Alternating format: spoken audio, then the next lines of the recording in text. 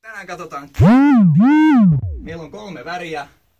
Maulle sininen, sensoriselle vihreä ja motoriselle musta väri. Meillä on kieli jakautuu anteriorisesti 2/3 ja 1/3 posteriorisesti, niin hermottuu eri tavalla. Ja lähdetään mausta anteriorisesta osasta. Yksinkertaisesti käännetään A-kirjaa väärinpäin. Mitä saadaan? V. Ja sitten sensoriselle puolelle laitetaan myöskin A väärinpäin V.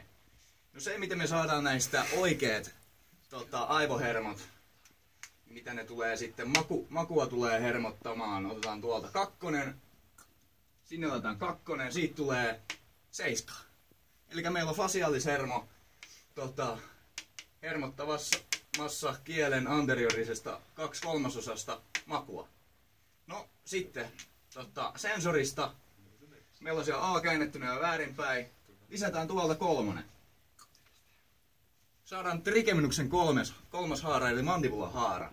Ja se vastaa nyt anteriorisessa 2/3 kieltä niin sensorisesta hermotuksesta. No se, miten me päästään kielen posteriorisen hermotuksen jyvälle, niin hyvin yksinkertaista. Maku ja sensoriikka, ne kulkee yhdessä. Otetaan molemmat värit käyttöön. Meillä on P, käännetään sekin väärinpäin. Ja mitä siitä saadaan? Siitä saadaan 9.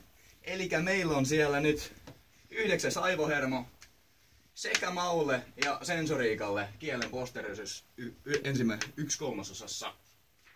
No se, miten me saadaan tästä kielen motorinen hermotus. Hyvin simppeli.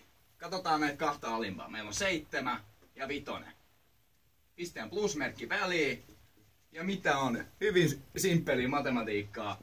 Koko kieltä hermottaa aivohermo 12 motorisesti. Siinä hyvin yksinkertaisesti. Kiitos.